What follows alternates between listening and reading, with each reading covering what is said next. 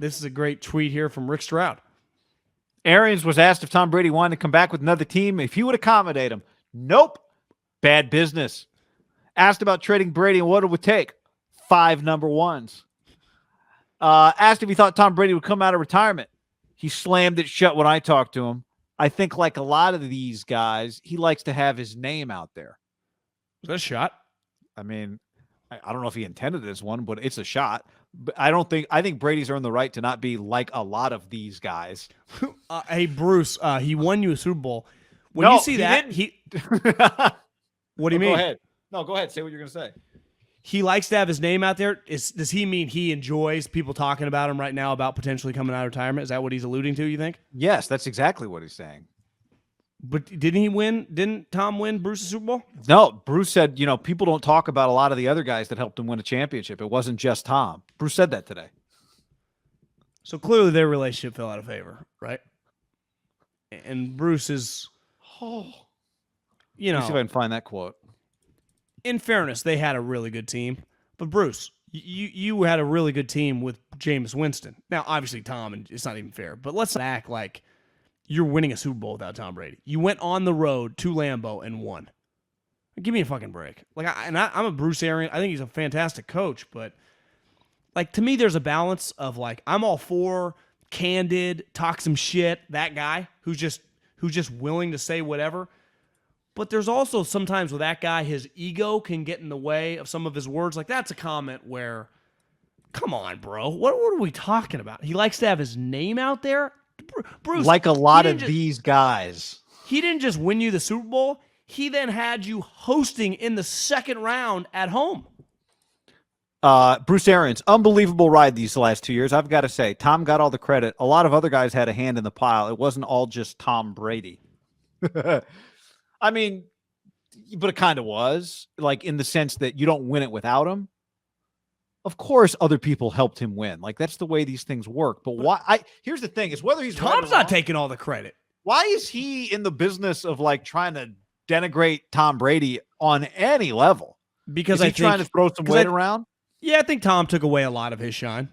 Let's face it. Even when he was with Carson and winning all those games, Bruce was known as a kind of a genius. And when he went there, no one talked about Bruce Arians beside him kind of being an idiot. Right? You get credit for getting the guy. Bruce, you get credit for the pitch that Brady liked, that Brady wanted to play for you. You should take pride in that. Tom Brady chose you. So you should take pride in that. But I mean, again, I really believe this. I thought the end of the season for the Bucs, especially their last playoff game, it was just such a bright light on the fact that Tom Brady got something from Bill Belichick that he doesn't get from Bruce Arians. And that's just the most elite coaching, a button-down operation, all that type of stuff. And I don't know, maybe it cost him another Super Bowl. Well, Guy, he led the fucking team back, and then defensively, they just what are we doing? Does that ever happen to New England? If they came storming back, they would not have given up a 50-yard bomb to Cooper Kupp in that situation. They're just we called a zero blitz. We weren't all on the same page. Well, the last thing Belichick's teams were ever not all on the same page in critical situations. Could it be harder for Tom to stomach that loss? Listen, we played like shit. Weird things were happening. We come storming back, and then the defense blows it with just kind of the loosey-goosey Tampa operation. Yeah. Weird penalties. I know. The irony is this, Chris V on the stream says trying to lower his trade value. Yeah. Tom, 5 ones. But, I mean, he wasn't the most important. We could have done it without him. Of course, he's not actually saying that. Look, I don't think here's the other thing. Bruce Arians is not the guy that Jason Light's the GM of the Tampa Bay Buccaneers, right? Well, and Jason, I watched early this morning. Jason doesn't talk like that. Well, he talked in reverence for Tom and how appreciative he was with Tom and how he called him a friend, and he'd known him since New England. But Bruce is, I'd say Bruce headlines go much more viral than Jason Light's, right? Bruce says that guy kind of is everywhere. Well, yeah, totally. I just don't. I don't believe we have this conversation about what would happen if Tom Brady said, "I'm coming back and I want to play for the 49ers." What would happen is he'd end up on the 49ers. And they wouldn't have to trade 5 ones to get him. They would not. I don't believe. No. But couldn't you see Bruce kind of putting up a stink? Of course, and he's right. It's kind of bad business, but not everything 100% of the time is 100% business.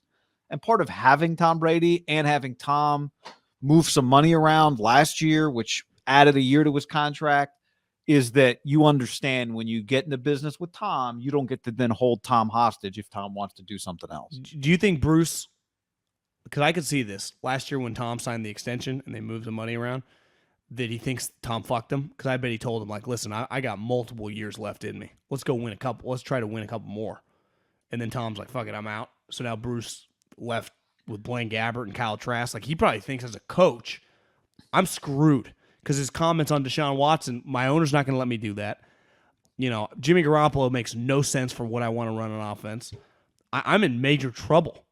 Also, there's been a few, there was a week of stories that it's Bruce and Tom's relationship that was the problem. It would not be the greatest reflection of, like, I understand if you're Bruce, I think part of what he's trying to do is keep Tom retired. It's not a great reflection of you if Tom comes out of retirement only because he wants to play for somebody else, but he was willing to retire if it meant playing for you, right? That's not the greatest reflection. Like, Bruce doesn't want that. Bruce doesn't want Tom Brady coming out of retirement to play for somebody else. I think Bruce has the little IDGAF. Like, deep down, would he truly want it? Of course not, but I don't think he spends this like, okay, we'll fucking try to kick his ass. Yeah, I mean, I'm sure I think it's all those things. He's a stubborn. Here's what I know: the NFL after the season talked for 2 weeks about how Bruce Arians was the reason. Bruce Arians' relationship with Tom Brady is why one of the reasons Tom retired. Now, I don't fully believe that, but it's been said multiple times, right? Tom retired from Tampa, and that's a reflection of Bruce. Fair or not, to me, Bruce is a little offended right now. Bruce offended that Tom quit on him. That's what. Yeah, Bruce offended on multiple fronts. Well, don't you think that Tom told him last year I'm in for a couple years? Because it felt like that. Tom has always goal-oriented. Tom Brady has said forever he wants to play till he's 45. Then he just retires at 44. Yeah, it's weird. Bruce is not handling it well. I saw Tom golfing yesterday with Louis Oosthuizen, and he's handling it a lot better. I feel like Tom really likes Florida. You notice that? I think he really, like, I just got news for you. I mean, you and I aren't South Bay, Northern California guys. I'm not even trying to be a hater, but the South Bay sucks. Now, he's kind of from that area, but, San Jose, San Mateo, it's different when you have your parents' house. There's some nostalgia there. Could you see Tom Brady, San Jose? I think I've not spent but I've not spent much time like Peninsula north of San Jose Peninsula. Like, what is that, Woodside or whatever?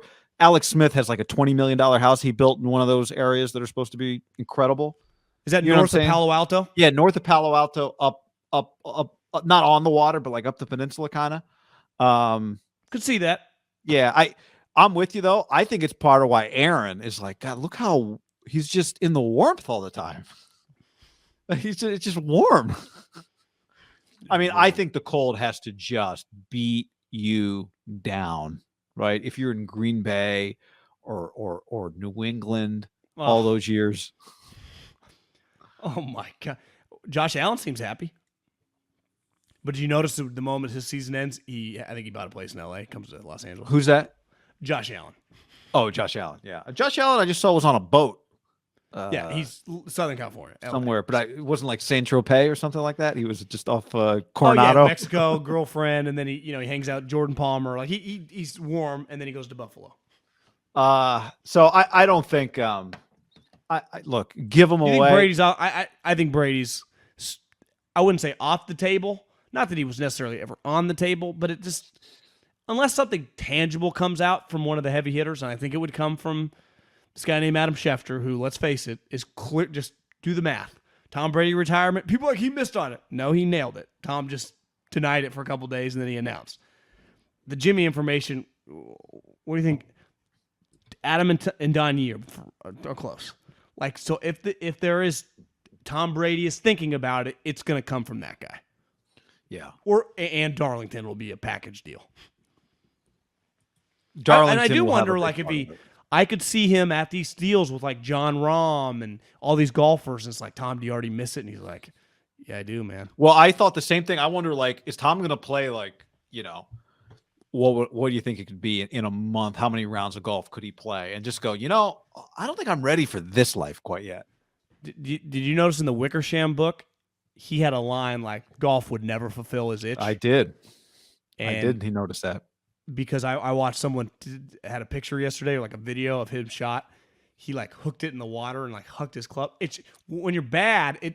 Can you imagine being that good at something as he is at football, and then doing golf, which I think he deep down would love to be just like a scratch golfer, but the gap is so wide. He's like, I can't accomplish this. The book said he could accomplish. He could never pick up a golf club for the rest of his life, and he wouldn't, and he'd be sad. He'd be okay with that. Doesn't mean he's he been like playing golf since he was like 10 years old. I know. He was playing in like the tournaments with his dad.